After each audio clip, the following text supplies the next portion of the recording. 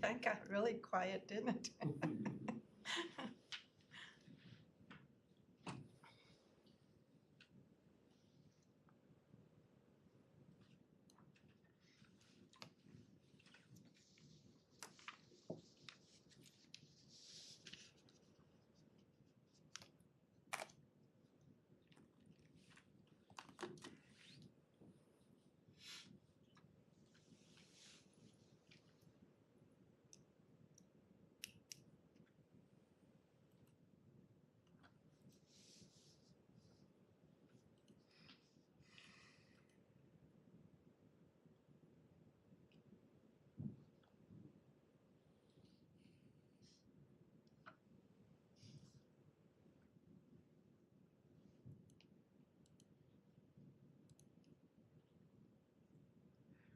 So how's your day going? Yeah, I'm talking. It's going great. Thank you. Great. It's I hard to need to tell. hear some noise.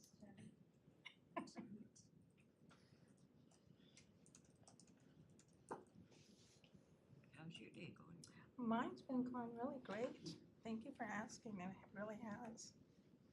Stayed home and relaxed. How's yours, Merritt? It's been nonstop since I got here this morning. That's a good answer. Mondays are like that. I think the clean sweep went really well. Your what? The The clean event? sweep, Yeah. Yeah. Where did you end up at? over by the old post office or the new community arts center. Oh, yeah. You saw that looking nice. Yes, it does look nice. You guys did a good job. We were planning. Good flowers. evening and welcome to the City of Auburn study session for April 24th, 2023. I call this meeting to order. This evening's meeting is being held both virtually and in person. Sean, will you please call roll? Deputy Mayor Jayrosh. I'm here. Councilmember Baggett. Here. Councilmember Baldwin. Here? Councilmember Brown. Here. Councilmember Malinga. Excused?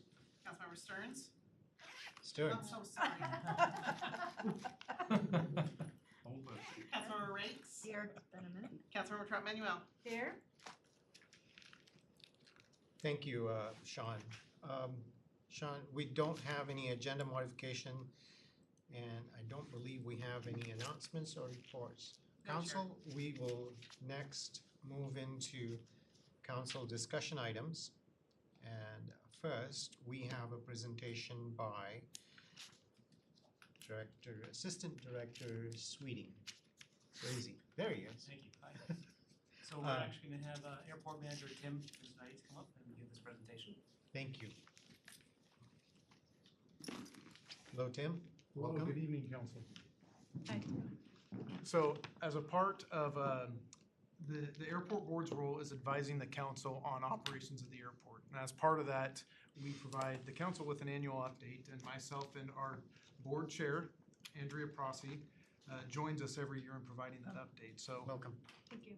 we prepared, this is Andrea's first time. Before it was Deanna for, she'd been our chair for a while, but we're happy to have Andrea step up. And so we prepared a short slide for the council to give an update of what we did last year, the highlights, and then where we're going this year. So what we did last year, some of the highlights, and some of these we already came and spoke to the council about last year, was we purchased 3 acres from the King County Metro Park and Ride.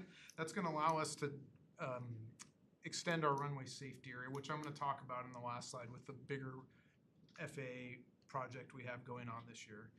And that was big thanks to the city team. Josh Arndt in the back was a big part of that. That was almost a 5-year process. It was came down to the 11th hour. I think the mayor, you signed it the very last possible minute before we were going to lose our FAA grant. But we got it done, and it was definitely a collective group effort in getting that done. So another thing was the completed mural. You can see that dedicated to Dick Scobie. That's on one of our hangar ends, and we're already working on the next one. We hope to have that done here by the next airport day on July 8th.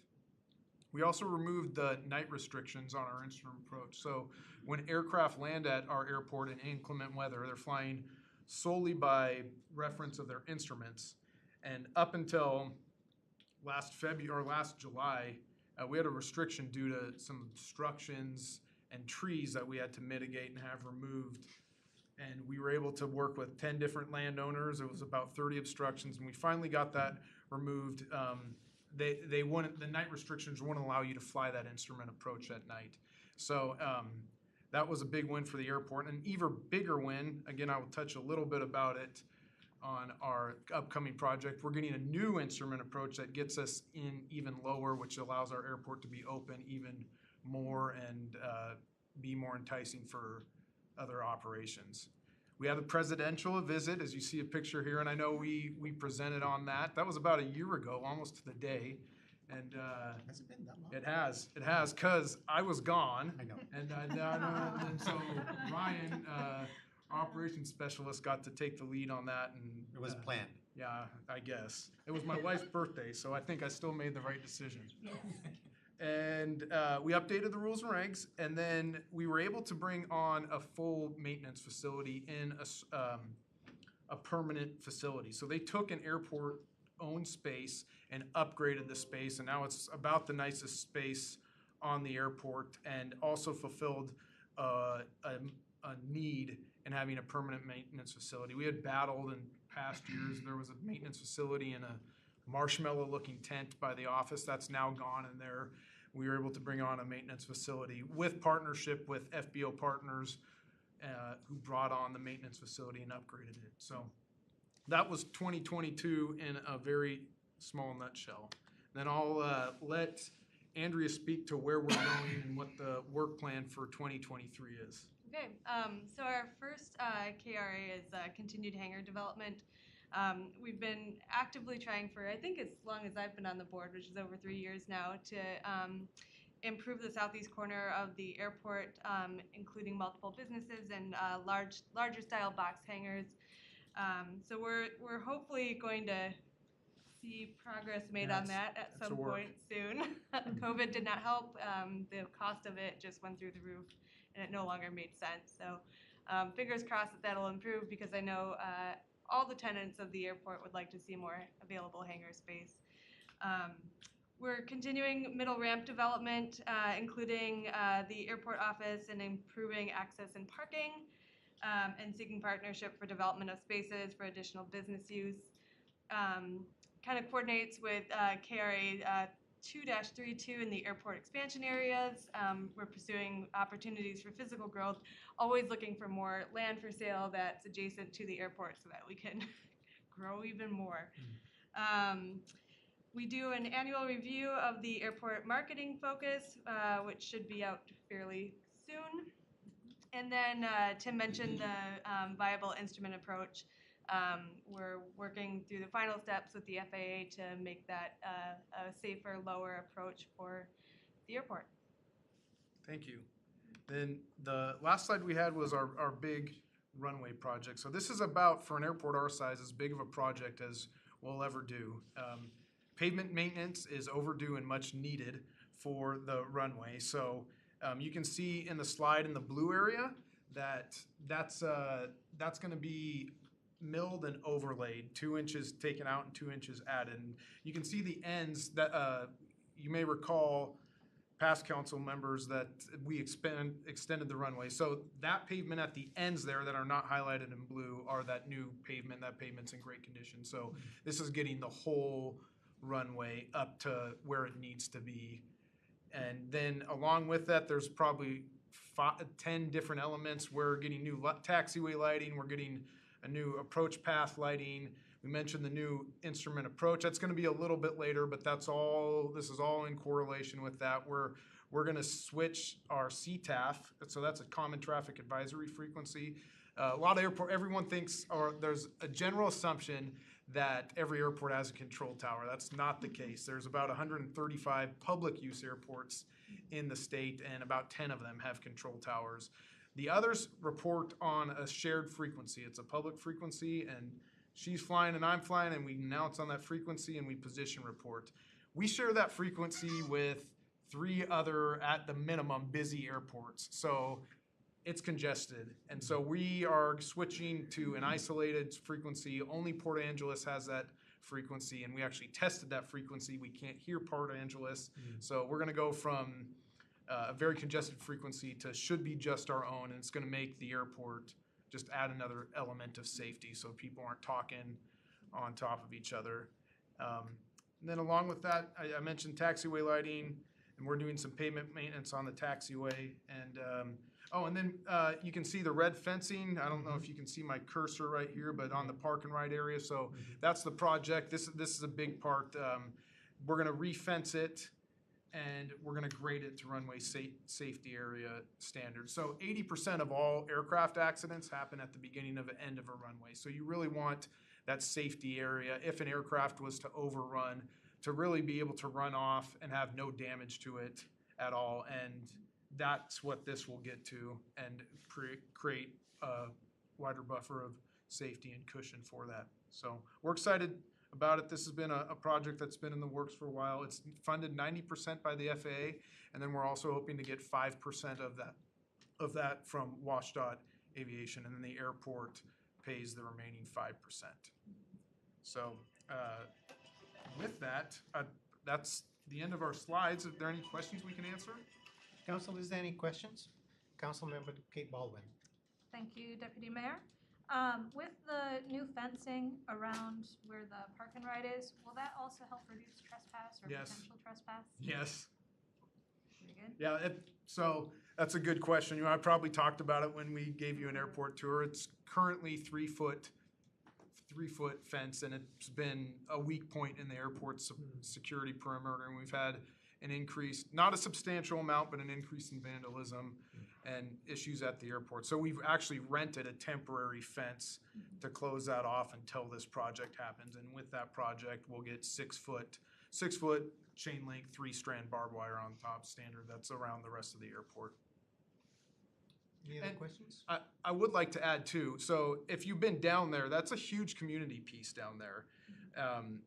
You see, we have a great picture of a mom and her kids looking up at an airplane while it's landing, and I don't want to lose that. Actually, when I was a boy, would deliver milk with my dad, and we'd stop for lunch at Dairy Queen and the Arby's and watch airplanes.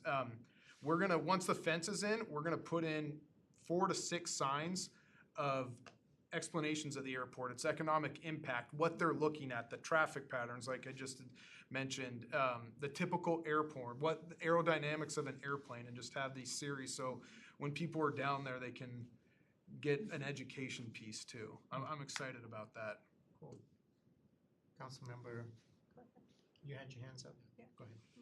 Thank you very much, Tim. Good report. My question has to do, I was reading about the economic development piece of this.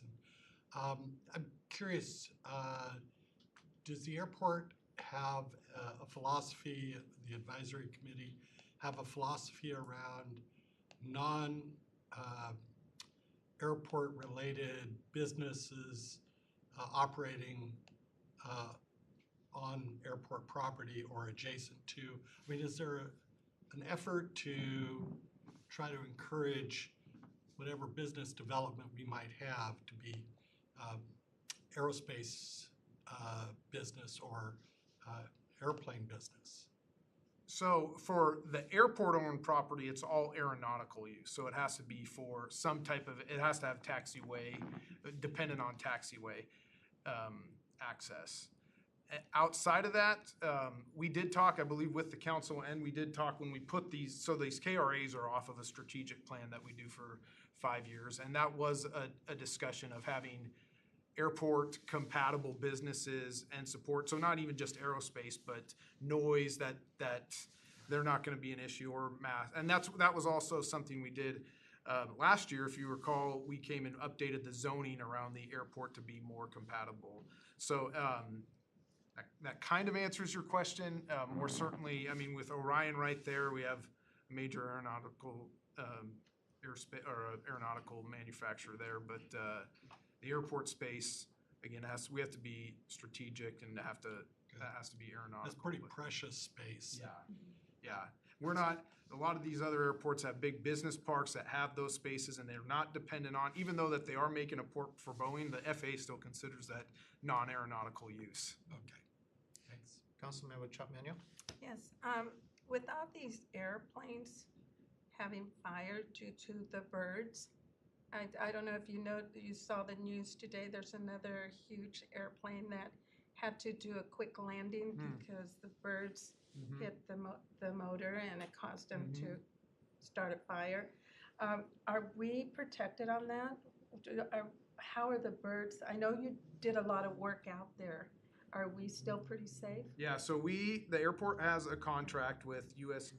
Department of Agriculture, and they have wildlife biologists. And we have one that comes out to our airport every single day, well, almost about every day, and then works with staff. And whether it's habitat mitigation, active harassment, we're friendly with wildlife, but we don't want the airport to be a habitat for them. So it's an active, 20 minutes before I came here, I had to chase a goose off the runway. We're very active with that, and we track all of that. We have at least almost 2 entries a day when we're on staff, so we have justification if there was a strike that we are active in what we're doing to make it friendly for both the operations of the airport, and then the wildlife as Because well. I really like what you did out there with the fencing and the netting and everything, but I saw that today and the other day, and I go, wow. Mowing's a big part of it too. The little critters like the taller grass, which then encourages bigger critters, and it's just you got to stay on top of just manual maintenance of those things. Thank you. Councilmember Baldwin, you've got another question? Yeah, I was curious, with the rework of the runways, what's the downtime for that? So 28 days is the maximum continuous closure. Okay. So it's just, we've been able, when we did the extension project, we were able to displace the runway, but with that, This one. we're just doing work at too many places, so it's just rip the Band-Aid off.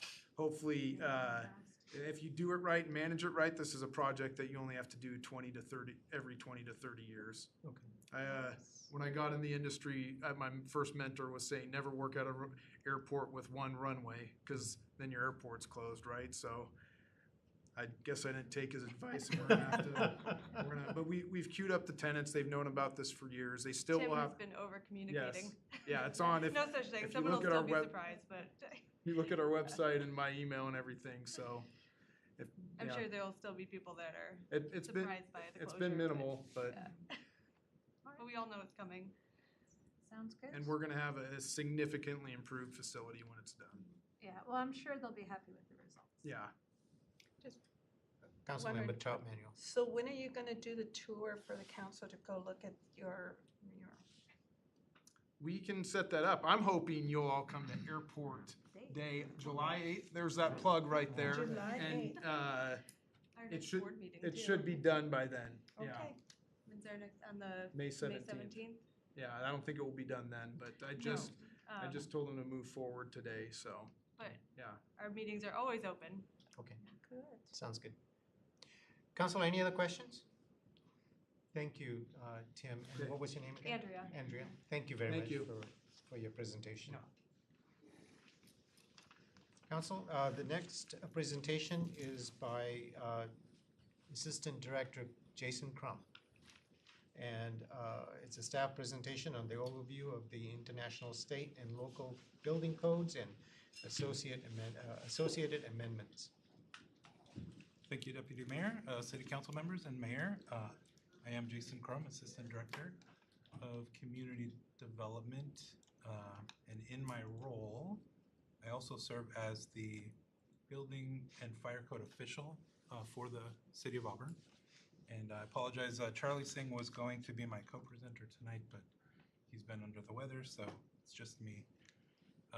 This presentation is, it's intended to be kind of a precursor to some future discussion that we anticipate bringing to City Council in the coming months. For those that don't know, the state of Washington has adopted the newest building code, and that is scheduled to go into effect on July 1st.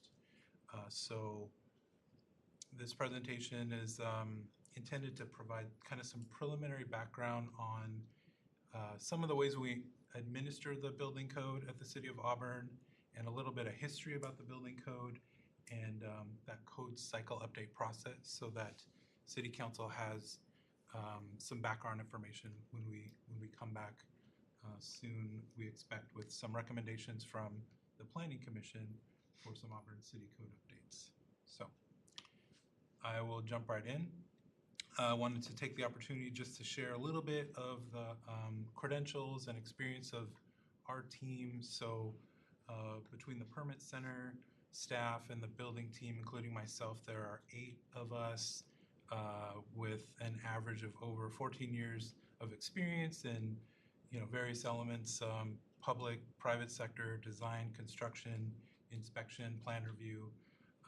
There are a total of 27 International Code Council certifications that our staff have, various certifications in ranging from residential to commercial, mechanical, plumbing, electrical.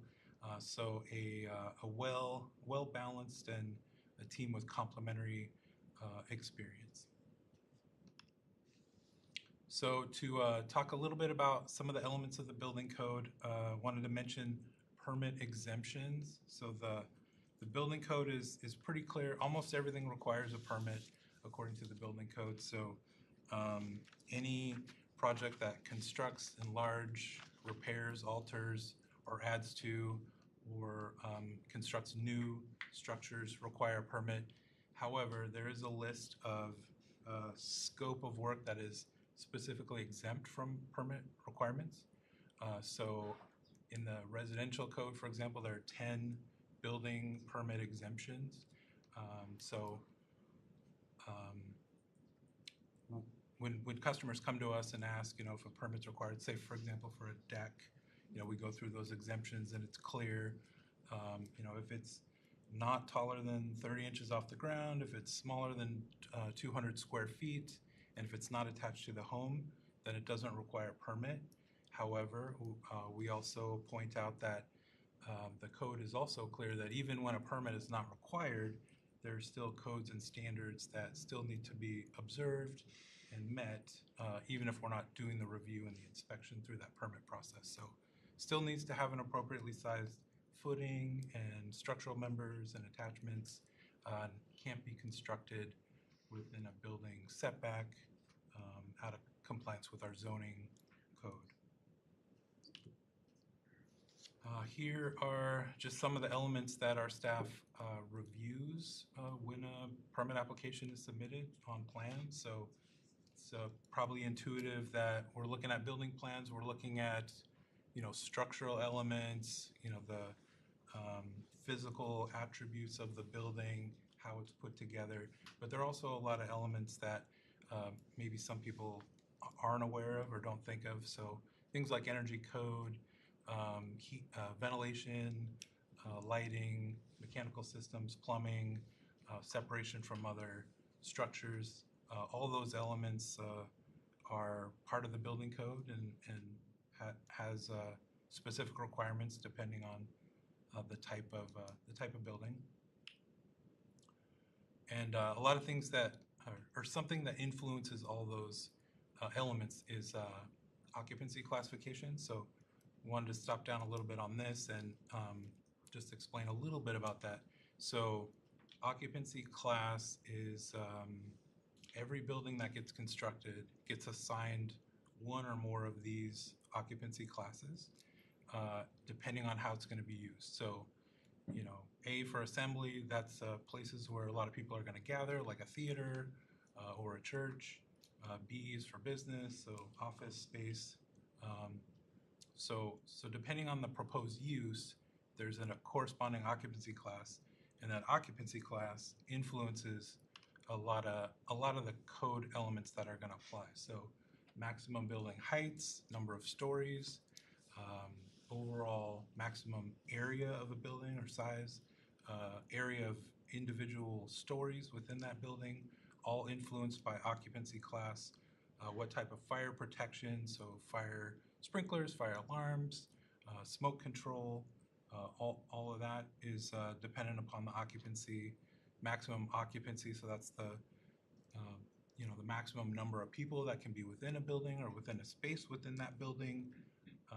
And then, depending on the number of people and the type of occupancy, that influences, exiting, how many doors are required, which way those doors swing, what kind of door handles they have. So all of that is influenced by that occupancy class. And when a building's constructed and we perform the final inspection, prior to allowing that building to be used or occupied, we issue a certificate of occupancy. And it's kind of like the building's birth certificate that has when it was built and what code it was built to, and all of that kind of design information. And that certificate kind of lives with the building in perpetuity, so that later, if there is a change in how that building or the spaces within the building are used in the future, we kind of know what it was designed to, and then there's another process to update the occupancy and make sure that all of those codes are met for the new proposed use.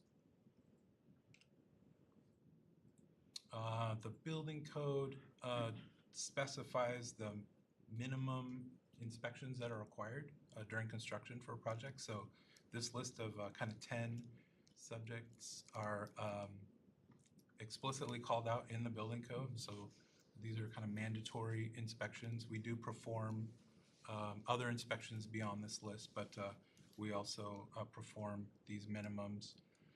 For a single-family residence, our inspectors are typically, from start to finish, going out to a building for inspections 12 times. Our inspectors might be performing multiple inspections during that same trip, depending on the phase and what work's being done out there. For a larger project, framing inspection, we might do 10 or 20, depending on the size of the building. I checked the Legacy project, or Legacy Plaza building across the street. That project, just for the building, not the exterior improvements, and the internal mechanical plumbing, fire systems, our inspectors were out there over 200 times for separate inspections for that project. All right, speaking of inspections, wanted to shout out to our sisters and brothers over at the Valley Regional Fire Authority. We have, besides all the great work they do in the community and emergency responses, we also have an agreement with them for inspection and plan review services. So for fire permits, fire sprinklers, fire alarms, that's that type of scope of work. They perform that review and inspections for us. And I also wanted to call out the distinction, because this can be confusing at times, between the fire marshal and the fire code official. So there are sections of our design standards and our code which reference fire marshal decision-making authority, and that lies with the VRFA. And there are other times when the code might call out for the fire code official, and so that decision responsibility lies with the city, not VRFA. So there is a distinction there, and when we do make those decisions, we certainly have a good relationship with VRFA and get their recommendations and their input. Okay, so that's a bit about code administration at the city. Now we'll talk a little bit about the history of the building code. I put this map in here because I like it. It's kind of funny. The states are skewed based on population, so that's why it looks a little wonky. But this is from a 1977 Department of Commerce report that was attempting in part to just establish what states had building codes in effect at the time. So the ones that are not shaded, which is about half of the states, had no building code in effect. And this is only, less than 50 years ago. And then there are other various shaded regions. So some had mandatory codes, some had mandatory codes just for certain types of occupancies. Some had voluntary codes, some had minimums and maximums. So it was a bit all over the place. And over time, there were kind of three different regional organizations that developed.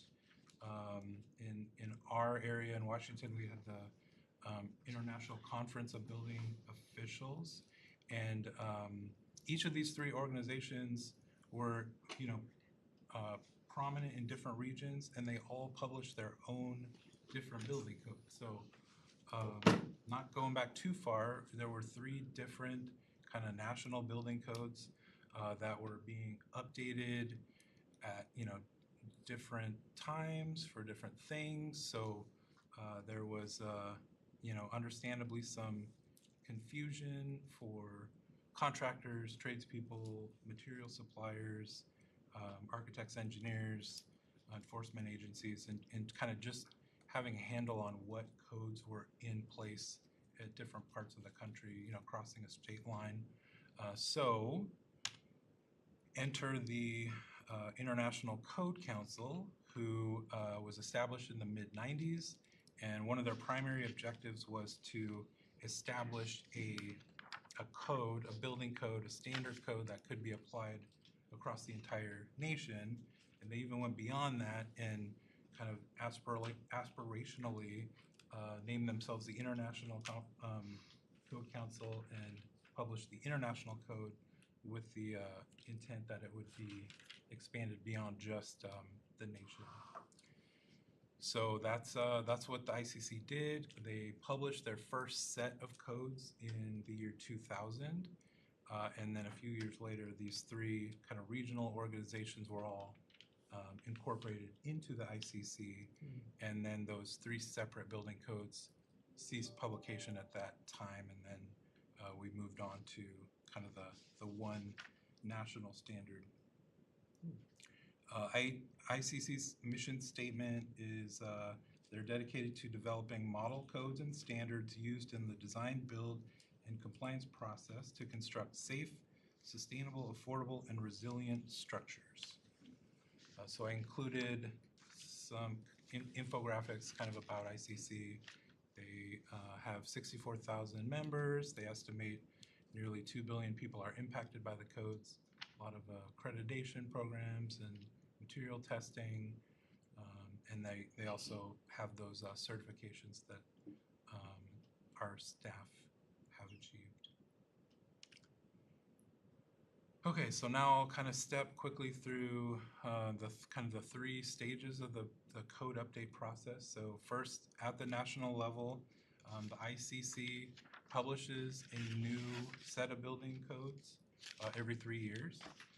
So they have these code development committees that they review code change proposals that can be submitted by anyone. Anyone here could submit a proposed code change, and all those suggestions are reviewed by their committees. And there's a series of meetings and public input intervals where folks can provide comment on the proposed changes. And then ultimately, there's a kind of a final open hearing that states what all the code changes are going to be. And then those code changes don't get published until they're voted on by the membership. So when we saw before, ICC says they have 64,000 members.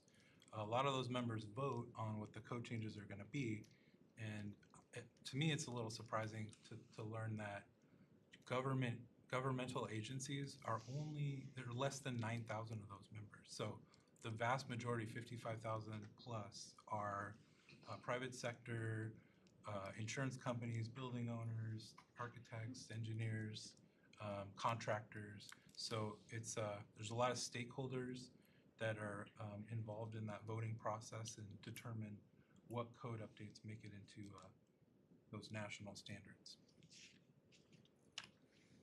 All right, so at the state level, Washington State has a state building code council. They were enacted in 1974 to be an objective organization that makes recommendations to the legislature and the governor's office on matters related to building issues. And they are responsible for adopting the building code and adopting amendments to the building code. So I put in kind of the timeline of milestones for the state's adoption of the 2021 code that goes into effect in July. So we're just kind of at the tail end of this process that has taken 3 years. So ICC takes 3 years to publish the new code. Now the state takes about 3 years to adopt it. And so it starts, so this last one, the 2021, was published at the end of 2020. And then there's technical advisory groups at the state level started to meet, look at the new code compared to the old code, compared to the state amendments, and kind of find out where there's gaps, where there's conflicts. And then they also accept proposals for code changes from the public as well. So they look at that, they publish a report. All the documents are available online, very open, transparent process. Also, a lot of public meetings. I've sat in on some remotely. Anyone can kind of join in and kind of see what's being discussed at that level. And then ultimately, this international building code that goes into effect in July was actually adopted about a year ago in April. There's separate committees for the various different codes. So they're running all these through a process kind of simultaneously. Yeah. All right, so at the city level, we have Auburn City Code Title 15, Buildings and Construction. That is our building code. And we adopt the code and have our own amendments. And here I've listed kind of a few good reasons why we have adopted the code. So it does offer us the opportunity to amend the code as appropriate for our community if we're seeing, issues that we think need to be addressed through the building code, or if there are conflicts or confusion sometimes about some of the codes in there, we can amend it to clarify.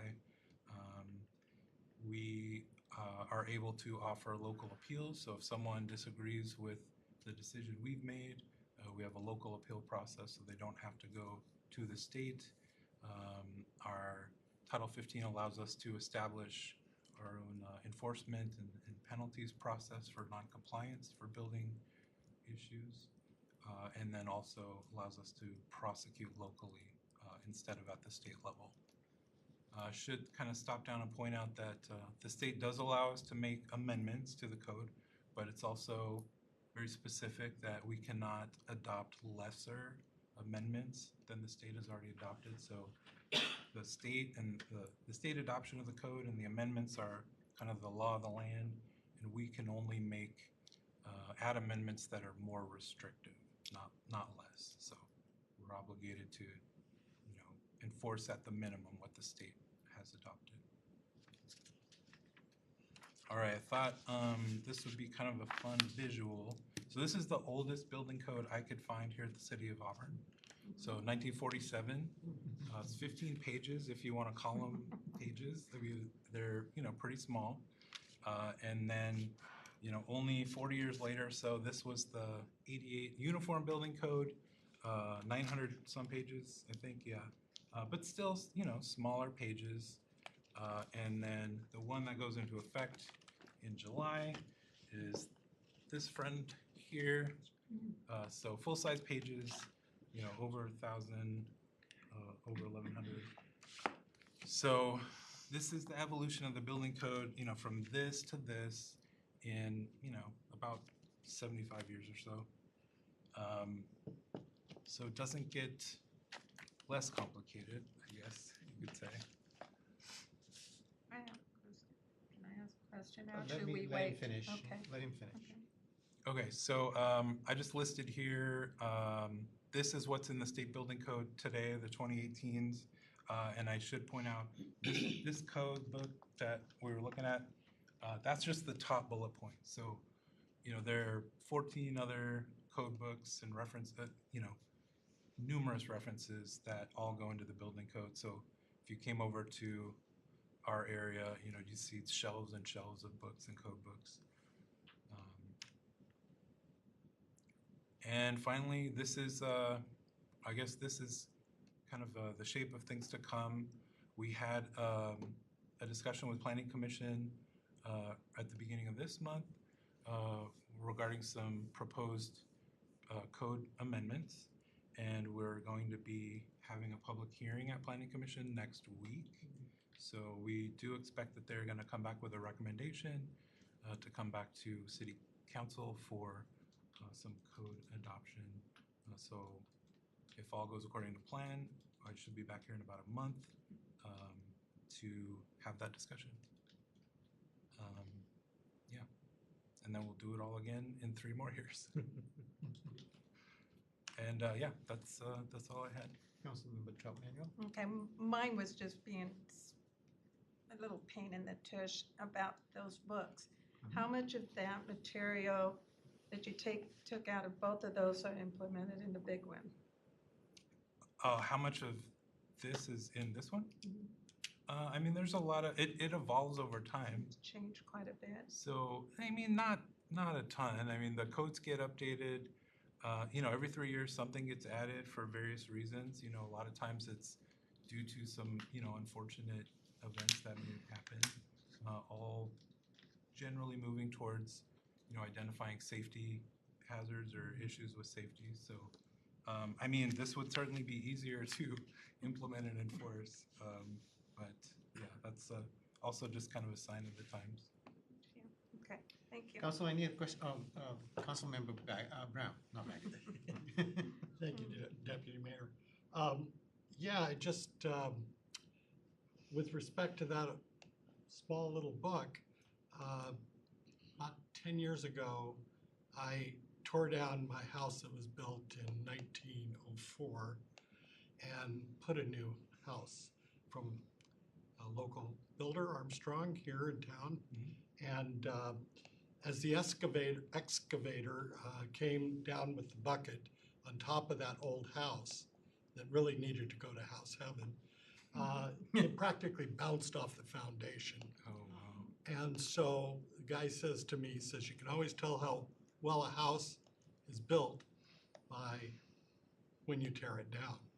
And I said, well, what about this house? He says, well, it's pretty bad. So just commenting on the growth of the codes, they're for good reason. My question, though, is what happened in 2018? I noticed at the state level it said except 2018. Oh yeah, I mean, it was because of everything else that's happened in the recent history because of COVID. So the building code was scheduled to be adopted in July of 2020, the 2018 codes. Right, okay. So that was the first time. 3-year cycle. Yeah. Yeah. The state pushed it out 1 year in advance. They were trying to establish a new Washington State specific building code publication. So they gave themselves an extra year, and then that was going to go into effect in 2020. And then that was delayed twice and didn't have an effective date until February of 2021. So that's why that there was a gap there greater than 3 years that hadn't been there in prior years. An exception. Prior cycles, yeah. Thank you. Any other questions, Council? Councilmember Kate Baldwin. Thank you, Deputy Mayor. So one of the questions I have is, in the past year, I had seen some back and forth with regards to permitting causing the inability to have a Santa house with one of our community groups in Auburn. And so is there any opportunity as we're going through our revisions to have a special path for things in that space of Santa houses, Easter Bunny huts or dens, or other things that are really temporary, seasonal, festive, cultural constructions, right? I feel like we might be able to establish something that would allow for provisions to make it easier for our community to celebrate things that are important to them. Sure. So the issues that I'm aware of specifically with the Holiday House was due to the electrical work that was proposed within that structure, which required a permit from the Department of Labor and Industries. So my understanding is that the plan to construct that and get that work permitted may have benefited from some additional time to kind of plan and implement that. So in general, we certainly want to see, those kind of activities and find ways to permit those legally. It's probably just a matter of, building in enough time into the schedule to make sure those things can happen. And Yeah. the labor and industries that was out of our Span of control. our decision-making authority. Well, I was curious if maybe what would be beneficial is if we had some type of guidance that could be created or published or made available to the community, so we don't necessarily run into that in the future. Sometimes just being able to show, here's the path for these types of structures might avert that down the road. Is that something folks would be, is that feasible? Yeah, certainly. So we can talk with Jeff about it. Yeah, we can circle back on that. Sometimes it gets complicated depending on if it's factory built or built off-site, then Right. there's a different permitting process through the state. That's not within our jurisdiction, but Yeah. we can circle back. Councilmember Chop Manuel. The same question, if, because I know I know a little bit about the situation. Does it depend also on if it's a general contractor who built this and they have the appropriate paperwork? Would that have been a way to have gone also, So instead of not allowing it at all?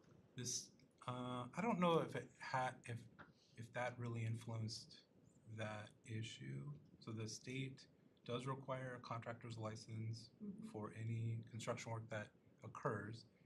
There is an exception to allow a property owner to do work on their own structure. Yeah. Councilmember Kate Baldwin. Yeah, I think the general direction that might be helpful again is just if the department's able to put together any type of general guidance, right? I don't know if that would be like a choose your own adventure flow chart. So, if you pick pre-built shed, you're going to wind up on this route versus other options. But I think something that could be published out for the community groups will also save you guys time down the road as well, so we don't have to keep trying to figure out what the right way to handle those types of structures would be. Councilmember Cheryl Riggs. I want to clarify a couple things because I was involved in that project. So a lot of it had to do with because of the tiny house movement. And they really didn't have the structure at that time of what exactly we needed to do. They have released some stuff which I have not gone through yet. But it was more, we did have a general contractor, but it was more of something that we have to check into, like, because we didn't know how to fill out the paperwork. They wanted hurricane speeds and that kind of stuff, so it was more that kind of stuff. Yeah. Councilmember Cheryl, are you done? Yes. Okay. Councilmember Kate Baldwin. Yeah, and I'm not trying to point blame or, fingers in any direction. I just want to make sure that we know for future years what the right thing is for folks to do and follow, right? So that way we don't miss opportunities. Any other questions, Council? Council members Cheryl Riggs. I do have a question as far as like the older buildings and codes. At what point do they have to update to make it up to code? Do they have to wait until they sell the building? Or is there a certain time limit? It has to be updated every so often? There are very few elements of the building code that apply retroactively. So there are some fire life safety codes that would apply retroactively for like a multifamily building for fire alarm requirements, as an example, for a certain number of units. But in general, it's only when there's modifications to the building that are being proposed, or there's a change of use within that building. Okay, so like, Okay. can I ask one more question with that? Let me ask if anybody else has got any other questions. I do have one more, but I'll let her go ahead. Go ahead. It was just kind of continuing, so say it's a building downtown and it's a business, and a new business comes in and does some work inside, so would that constitute, then it would have to be everything updated? Some of the elements of the building would require to be updated, but it depends on the scope of the work and the nature of the change. Councilmember Chapman. Okay, thank you. Mine has to do with permits and the time frame, because I've heard from several business owners that it took them forever to get their permit. And they submitted everything that, and this is just for my own benefit in case somebody asks me again, that they submitted everything that the city asked, and it still took quite a while before they received their permit. So what is the time frame for a business that comes in, they apply for a permit, they get everything put in, their application, everything? What's the time frame for them to receive their permits? Our typical customer service expectations for a building permit are somewhere between 3 and 4 weeks. That's a turnaround from submittal to a response. It doesn't mean that it'll necessarily be approved within that time frame, No. But we will review it and provide pretty detailed comments on, you know, what revisions are required to meet the code. Okay, thank you. I have a question. So with the permitting, so there's going to be a lot of back and forth too, right? Yes, correct. So usually how long does that, I mean, an average? For a building permit, there usually isn't more than 3 reviews, so it's usually 2 to 3 review cycles. Okay. For a larger, more complex project, you know, civil applications or land use, those can take longer and more reviews. So with the building permit, would it take a couple of months or 3?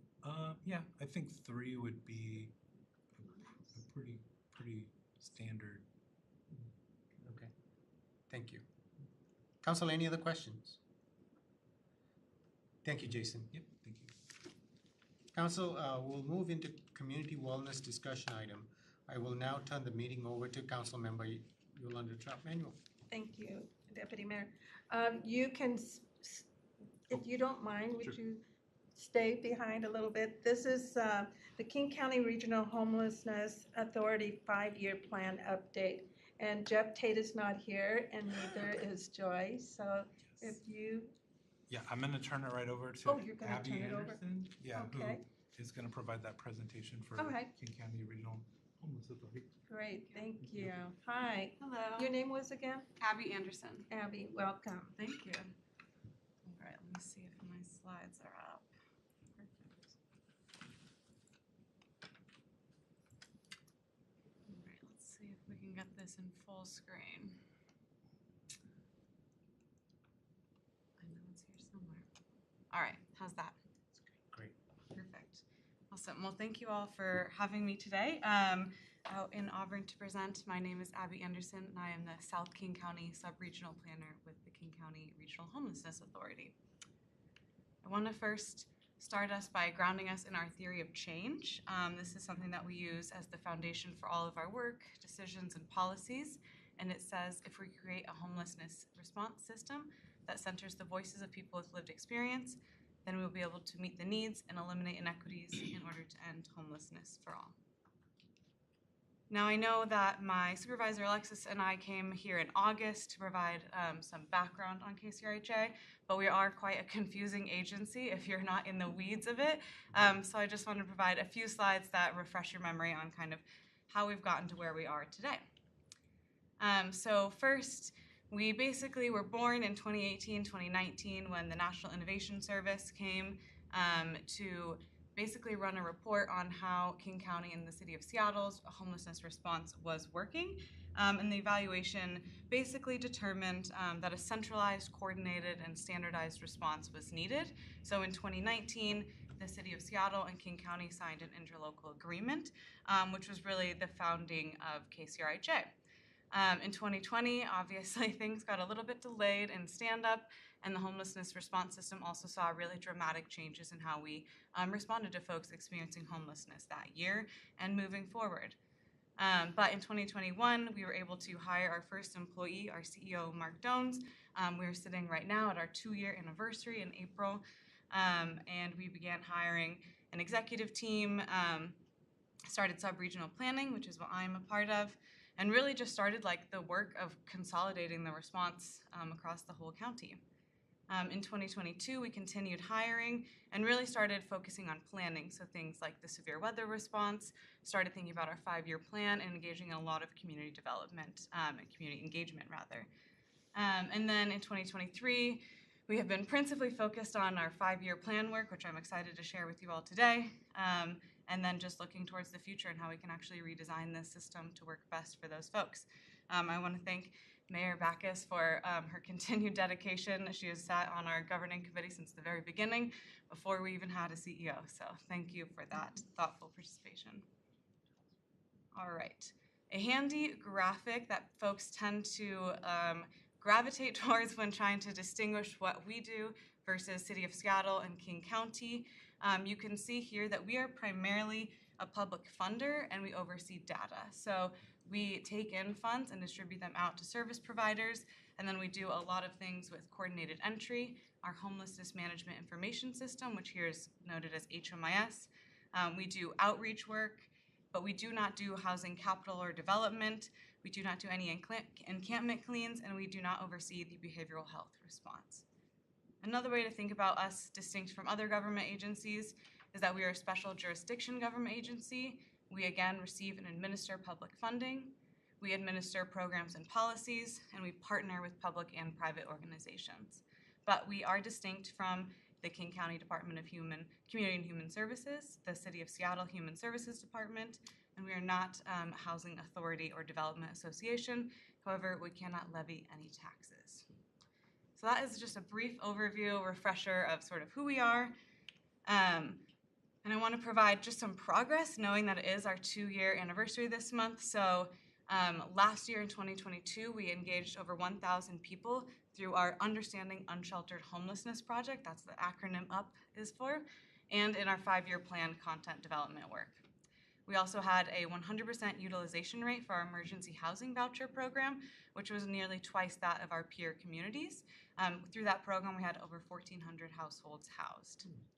We also launched our re-procurement using an equitable procurement manual that we created, looking at how we can more appropriately procure funds and services in the entire homelessness system.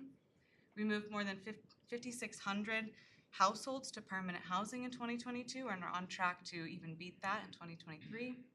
We ensured encampment resolutions are focused on housing, and we improved coordination and effectiveness of our severe weather response. All right, so that's all as way of background. I want to pivot now to the main part of the show, which is talking about the 5-year plan. This 5-year plan development really started last summer with a bunch of community engagements across King County. We also did a lot of workshops in each sub-region, including system partners with like the healthcare system, carceral system, foster care system, things like that to see how homelessness interacts with those systems, and then focused a lot on subpopulations and the unique experience of homelessness. In the fall and winter, we started content development more in earnest and made sure to have community review along the way, back with each of those workshops we held in the summer and fall, but also heavily involving human services staff and specifically South King County Human Services staff throughout the process, both the development and review process. In January of 2023, we released our first draft of the plan and put it out for a public comment period for feedback again from all of our city staff partners, provider leaderships, and also to the general public. We had over 640 responses, resulting in over 2,000 comments because we had 8 opportunities for each person to comment on the survey. And so we worked through all of the feedback from all of these various entities and in February and March worked to restructure the plan in response to that feedback. So now the plan sits in the hands of our implementation board and governing committee for their review and hopeful adoption by June. Oh, I'm the I'm sorry. I just raised my hand so you can call on me. Going back to where you talked about you housed what was it, 1,400 people? Through the Emergency Housing Through the Voucher Program? Yeah, where were they housed at? So all over the county. So the emergency housing voucher, basically what it was is had vouchers that we distributed, us and the King County Housing Authority, distributed those to various service providers to work with families or households to identify where folks wanted to move and helped get them into that housing So using they those went vouchers. throughout the whole King County and South Yeah. King County? Yes, yeah, correct. Okay, thank you. Was there any, before we go on any further, I was going to ask if there was any questions on her reviewing what they have done so far. Yeah. Yes. Make a comment that Kent Hay did have some of those housing vouchers and was able to successfully house numerous people. In fact, had we had more, we would have been able to house more. And I may not say it, but King County Regional Homelessness Authority was a model agency for distributing those emergency vouchers. At 100%, we could have done 200%. And there were some areas of the country that barely did 25 to 50%. So just a big kudos to the way that that was handled here. That's great. That's good to know, to hear those, because we don't hear it enough. And so it's really nice to be updated on what we're doing and where they're being, where it all came from. Yeah. Okay. Any, Mr. One Baggett? quick one. Do you have any idea when they're going to open up the hotel here in Auburn? I have a rough timeline, so that is through Health Through Housing. Yes, Mayor Backus, would you like to answer? Yes, yes. The hotel is operational. They don't have many individuals in there right now. They are trying to ramp up and make sure that they have all of the areas covered before they open it up and fully occupy all of the rooms. So they started out with 13. That started right after Christmas. Yep. So at the end of 2022. Thank you. And is that residents from our homeless individuals, or are they coming from all over King County? So if you'll recall, the city of Auburn, and this is getting off track from I what Abby's here for. I apologize. But if you recall, we are guaranteed 35% of the rooms, up to 65%.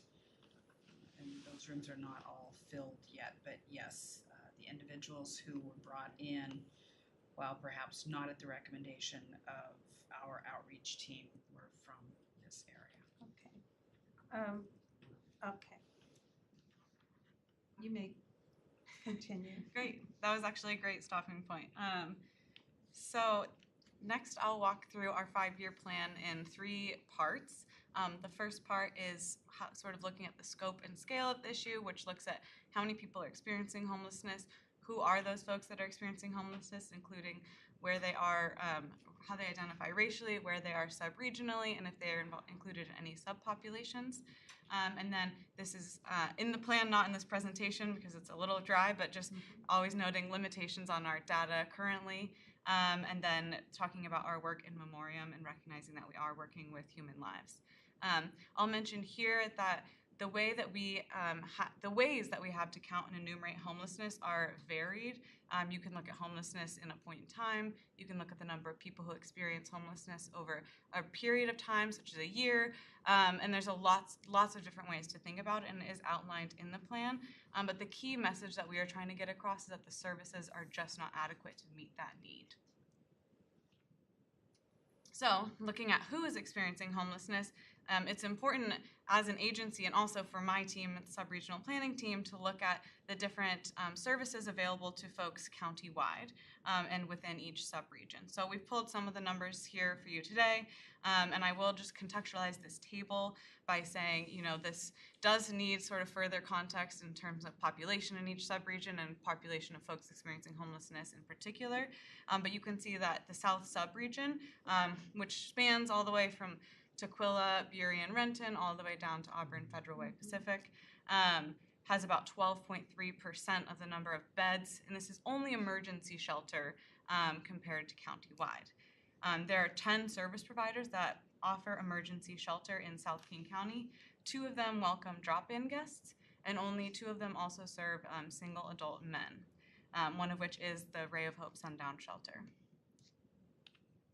The next data point that I want to share with you all when looking at who is experiencing homelessness is looking at the racial disproportionalities of people experiencing homelessness. So this chart, you can see that there are certain racial demographics that have higher percentages represented in the population of people experiencing homelessness versus the population of King County overall. So the sort of filled in bars, the tealy, almost greener one is the 2020 point in time count, and the blue one is the 2022 point in time count, and then those horizontal dashed lines represent this same population over King County. So you can see here that American Indian Alaska Native represent about 9% of our homelessness population, but only 1% of the population of King County. Similar disproportionalities in the Black and African American, Hispanic, Latino categories as well.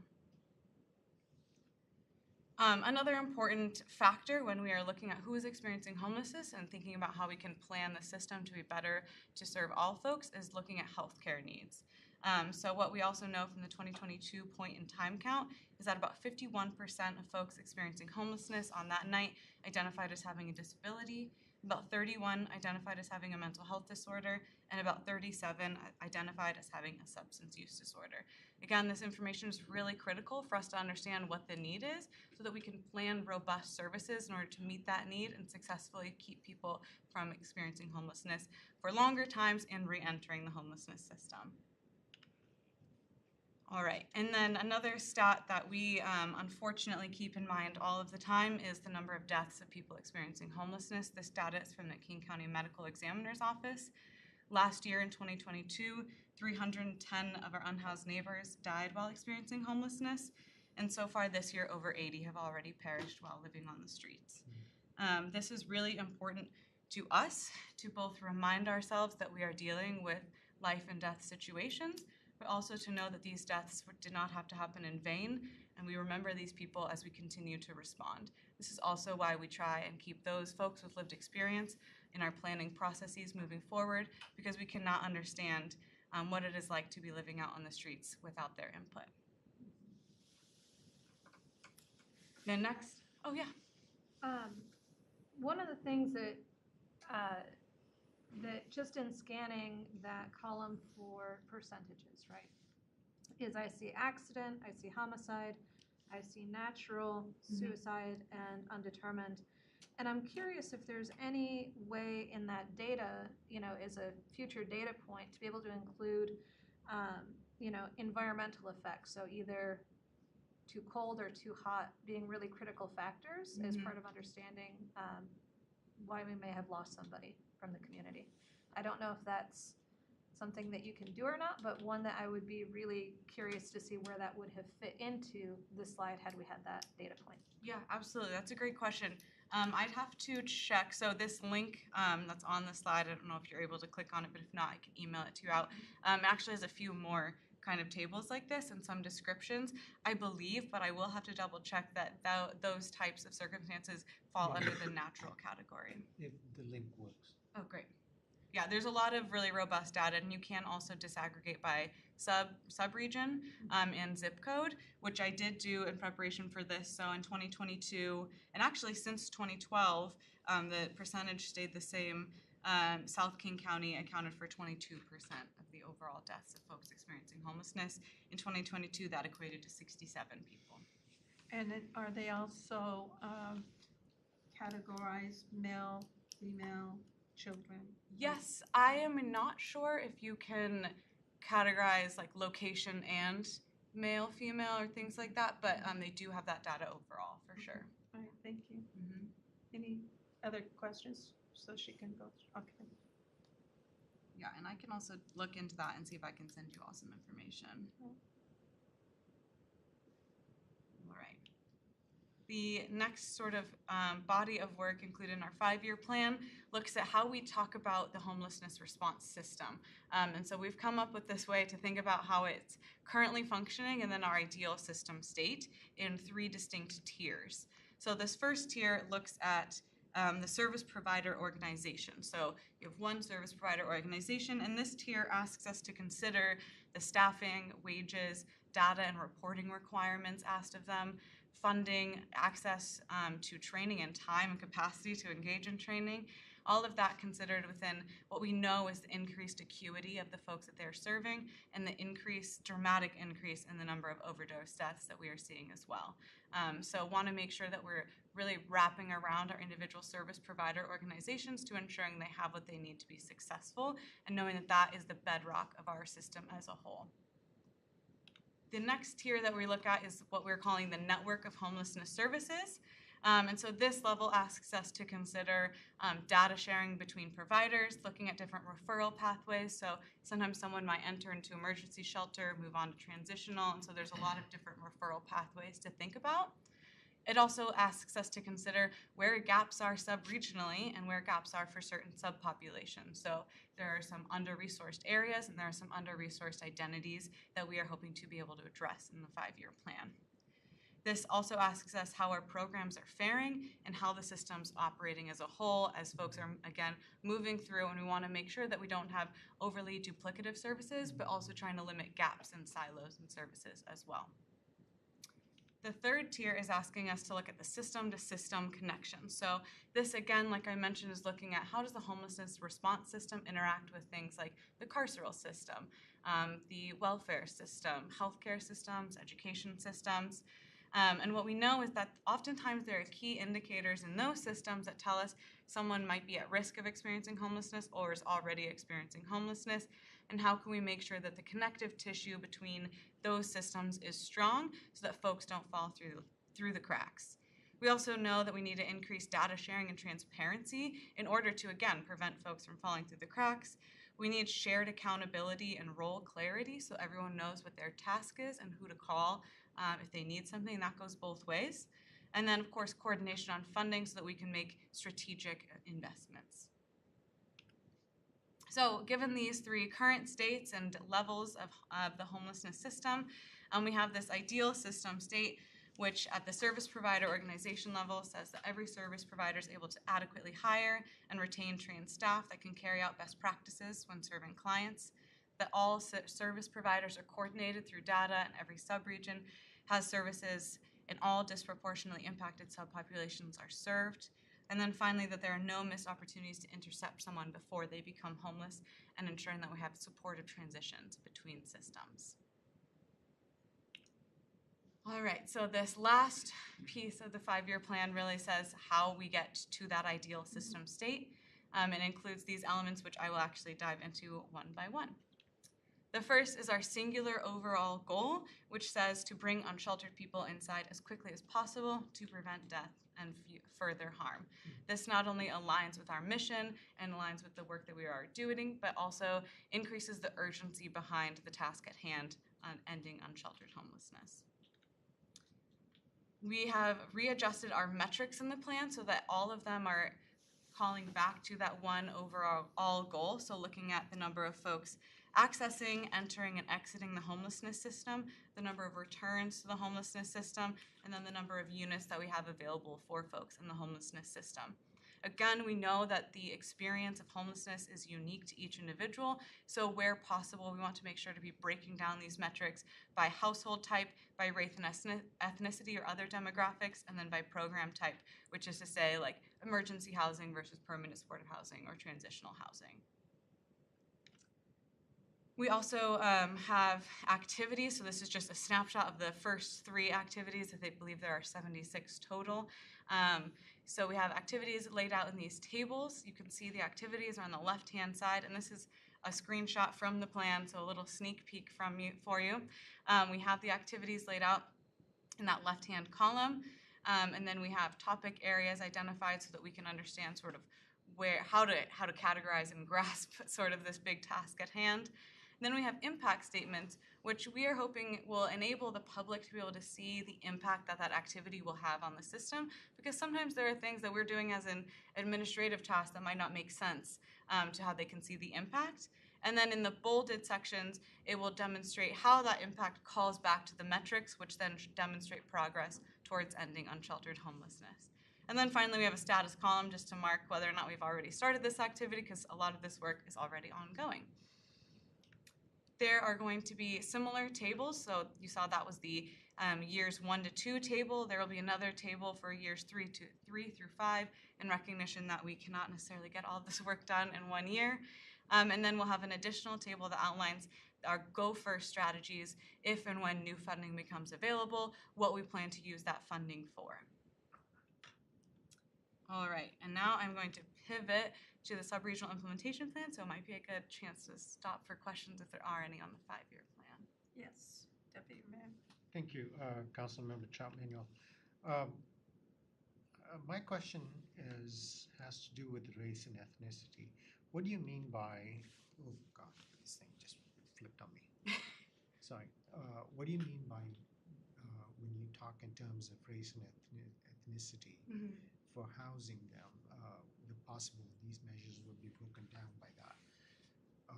Is it the data is what you're talking about? Yes. Okay. Yeah. So looking at, based like if it was the data point of number of households accessing the homelessness system, we would hope to be able to break that down by the number of households identifying as white, number of households identifying as Black or African American accessing the homelessness system. So each of those data points broken down by the number of folks identifying with each race or ethnicity. Okay. Yeah. Thank you. Any other questions? I have another question. Yes, go ahead. Thank you. So where do you, I know you house them all around King County. Do you house these folks within the, where people are, where regular homes are? Or do you have 4-plexes, 5-plexes, that kind of stuff? Where do you place them? Great question. So it's super dependent. One thing that we really try to center is that the experience of homelessness is unique for each person just as much as the pathway out of it is going to be. So there are a variety of programs that might take over a hotel, something we're really familiar in with the wake of COVID, or there might be certain set-asides in an apartment complex, or maybe there's a set of townhomes that are specific for folks. Or it could be like with emergency housing vouchers, someone found an apartment and was able to use that. So it all really depends on the program type, really oftentimes the funding source as well, determining sort of what the money can be used for. But each service provider organization and each funding pot is going to have sort of different restrictions and requirements, and then each person or household is going to have different needs that they're trying to meet. So it's oftentimes like a big jigsaw puzzle of trying to make things work with funding, availability of shelter or housing or whatever it might be, and then the individual needs. Okay, so it's pretty much in the general public area at your house. It could be, yeah. I think things such as like more permanent supportive housing or permanent housing with supports, sometimes what we call scattered site housing for things like transitional or rapid rehousing. Those are more typically going to be a little bit more embedded within the community, but there are certainly a lot of shelter options or housing options that are very distinct and you know that they're there. Okay, thank you. Any other questions? I have one similar to what he was just asking. Do you screen, I've heard where 2 people with a voucher, they have vouchers that they could join together and get into an apartment or something. Are they screened to make sure they're compatible so there's no disputes or anything like that? Are they screened before they go in there? That is a great question. So it sounds like you're talking about like a shared housing agreement or something like that, which is just kind of like a fancy way that our system used to say roommates. But that is a good question, and I'm not sure. That would be really up to the service providers that are kind of making that match and offering the housing voucher.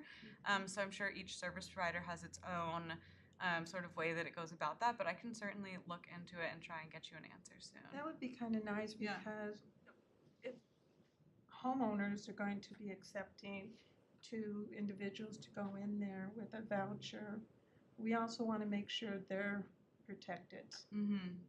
Yeah, absolutely. Any further questions? Okay, go ahead. Thank you. So moving on now to our South King County Subregional Implementation Plan. This is going to be a big body of work that's undertaken really for the remainder of the year. And our subregional implementation plans really ask the question, what does it mean to implement and act on the goals in the 5-year plan or the activities in the 5-year plan in South King County? So our approach for this, and I will say with a caveat that it has just begun, so we've done the work of sort of identifying where it's going to happen, the number of activities, but we are really in the early development stages, which is why I'm excited to be here. I have some questions at the end of this that I'm hoping you all can also provide input on. So the approach as it's gone so far in South King County is that we've identified 30 activities, again, out of those 76 in the tables, that will be tailored to each subregion. So these activities were identified in collaboration with service providers, community partners, and again, heavy input from the City Human Services staff members. So the reason that we've identified these 30 and the other 40 so is not being included is that some of them require region-wide standardization. Going back to the whole reason that KCRHA exists in the first place, some things just need to be centralized, coordinated, and standardized across the system to be most equitable. And then some other tasks are just simply KCRHA administrative tasks that are just something that will be done internally to make the system more robust.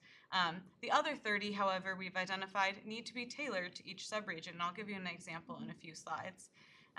So for each of these 30, action steps and timelines will be developed in partnership with South King County Community, and that will be done through our subject matter working groups, which we've identified, again, co-collaboratively. There is a group called the Homelessness Action Committee, which I co-facilitate, and that group has identified what the subject matter working groups should be, and then also we've gone through an extensive activity of identifying individuals or organizations that should be included in those. We have over 230 individuals already identified to be participating in those. So these folks will work on taking some of those activities that are relevant to their subject matter working groups and then developing action steps and timelines for those. So key components of the subregional plans, we're already on numbers 5 and 6 of all 6 of them.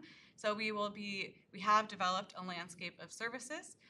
We have investment and funding analyses, and we will be updating those as well for the 2023-24 biennium figures. We have input from folks with lived experience from participatory research, and so we'll be including some of those elements. And then we have information on the gaps and needs, which we've really used through Cloudburst, which is a consulting firm that the Department of Commerce also used to identify the gaps in housing needs. So we also partnered with them to similarly identify the gaps in housing and shelter needs. So those elements are either in progress or almost complete. We're really just working on the last 2, which is really creating concrete action steps and timelines to be able to implement the plan successfully. So as promised, here is an example of one of the activities that we have selected to be tailored to South King County. And this one involves the Ombuds Office, which is our accountability and oversight office for the entire homelessness response system. So a good example is that the Ombuds Office, right, is a KCRHA administrative task. A lot of the elements of that that are in the plan related to the Ombuds Office are not going to be featured in the subregional implementation plans, but this one, because it's talking about an effective communication strategy to ensure that the Ombuds Office is well known and easily accessible and has centralized contact mechanisms, this is something that we want to make sure is tailored to each subregion so that folks in each subregion, whether that be service providers, city staff, city councils, know how to access the Ombuds Office and it's specified to their needs. So an example might include, again, this is just me making this up, it will be co-created with community members, is that we'd educate South King community on the Ombuds Office, maybe identify stakeholders to convene, and then convene and develop the strategy with a goal to deploy the strategy by January 2025, and then another goal to review by January 2026. So this is a very broad strokes, overarching example of kind of the direction we're heading with the sub-regional implementation plans. Yes. Who do you consider stakeholders? Well, for this, it would be co-created depending on the group that's creating these action steps. So we would actually be sitting down and identifying who would be involved. So for this one, if I was spitballing here for the Ombuds Office, we would include service provider organizations for sure. Probably things like libraries, since they would be interacting with some folks experiencing homelessness and might be able to point them in the right direction to contact the Ombuds Office. Healthcare facilities might be a stakeholder in this example as well. City human services staff for sure. Yeah, so there's a lot of different stakeholders that are involved in the homelessness response system, and then for each individual activity, you know, it might be all of them or a select few. Thank you. Would you Thank be you, Chair. including the food bank on that? Yeah, Okay. absolutely. Mm-hmm. Any further questions? Oh, great. I have a question. Gerald You guys, Riggs.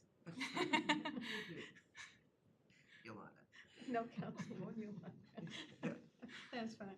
I have a question for you. So, gathering information, do you guys work with NAMI at all for information on what's best for housing the people with mental illness? I have not been involved in those conversations, but I know that we do work closely with the King County Behavioral Health Division. And I would imagine that folks have worked with NAMI, but I can't say for sure. I've not been in those conversations. Yeah. Thank you. Any further questions? No? I actually just have one more slide for you all, which has some guiding questions because I want to make sure that all city councils have the opportunity, if they so desire, to kind of help co-create this sub-regional implementation plans. And I want to make sure that you all have an opportunity to provide some input. So I just created these questions, which simply says, like, what do you want to see in the sub-regional implementation plan? Which put two other ways would be what should be built into the South King County homelessness response, or what do you see is currently missing from the South King County homelessness response? What level of guidance would you like to see in the plan? So going back to those action steps, you know, they could be really specific or they could be really high level and sort of figured out at another time or in another space. How would you as a council like to stay informed or involved? And then which key stakeholders should be engaged in the plan development process? Because everyone's got connections and important folks. So I'll pause for any more questions, and also I know that this was a lot of information thrown at you, so I'm also very happy to receive anything related to these questions or otherwise via email, and my email is on the next slide for you all. Okay. Could we refer some of these to Mr. Tate Yeah, of course. and Joyce? Mm-hmm. Okay. Yes, Councilmember Larry Brown. Thank you very much. As I'm reading this and asking us questions about this, it occurs to me that there are a lot of people in our community, people that are housed, that are secure. And sometimes people that are in those situations, myself included, may not quite understand why people might find themselves, you know, in a experiencing homelessness. And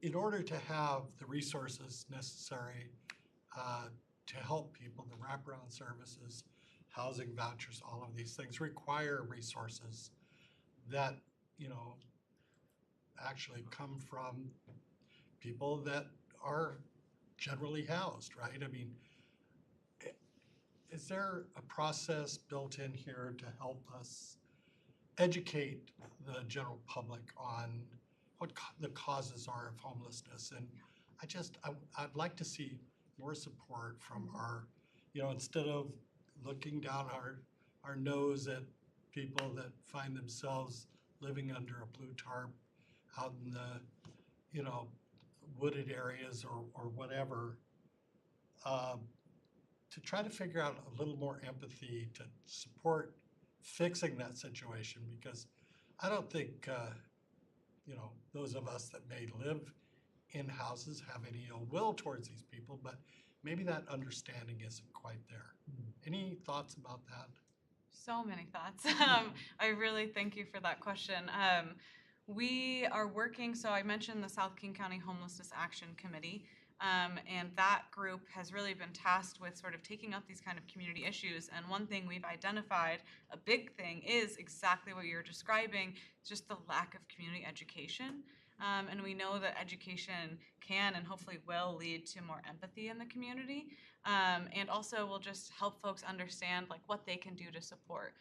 So it's something that we actually added into the plan after it was publicly released, was sort of initiatives to try and get community buy-in, including, you know, just working with all sorts of smaller community groups, with faith-based organizations and faith communities. But certainly public education is very front of mind. I think for our whole agency, but also personally for me, working in South King County, really hoping to get out there and get in front of all of the different community groups, and just talk about homelessness.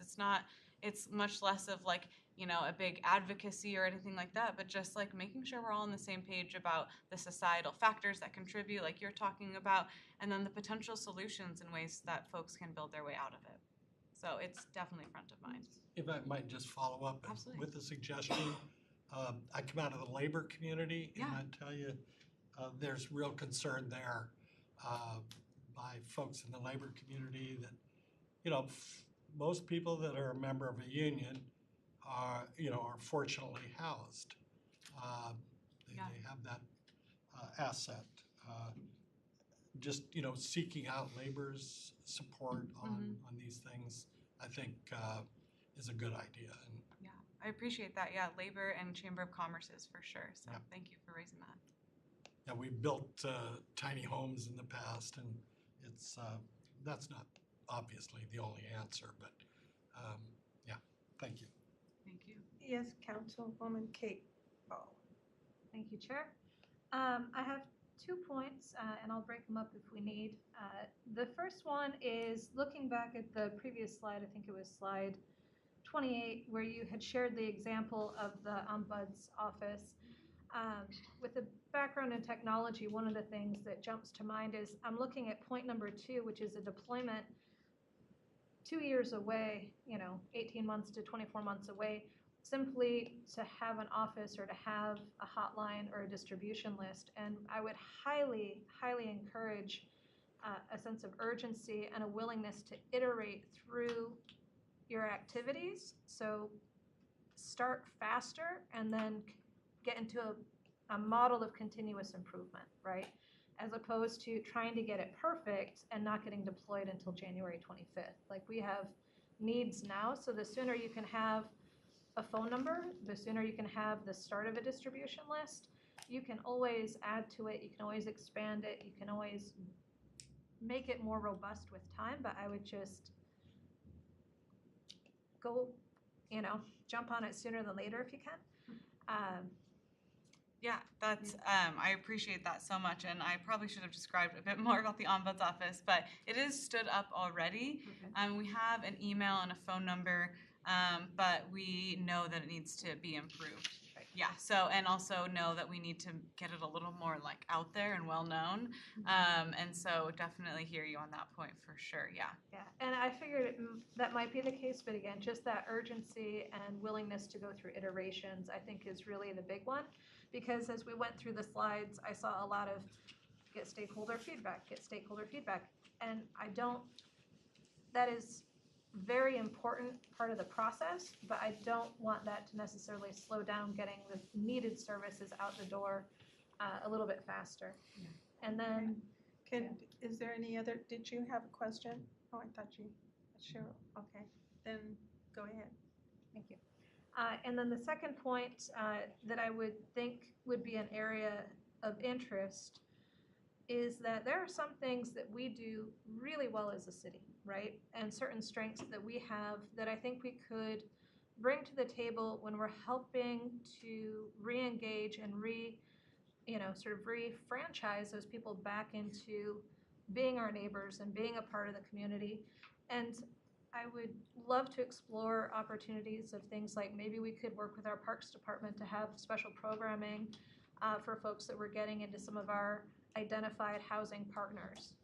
Things of that nature where, maybe we're bringing in an art class, or maybe we're bringing in a walking club or a yoga or something that we are already doing as part of our city programming. How can we expand on that to help incorporate those people back into, I guess, the greater community? So something that we're already doing, so maybe we can add to it. Yeah, I'd be happy to talk more about that for sure.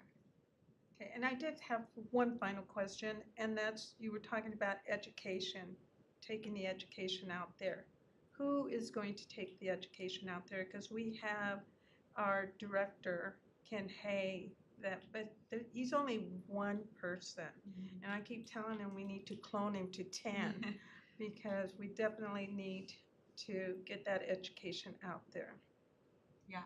And so the question back to you is, who's taking it out there? Yeah, I mean, it'll probably look different in each region, each city, each sub-region. And like I said, this is something we're still at the early stages of developing on. And so it might be a question of who's the most appropriate person to address this group.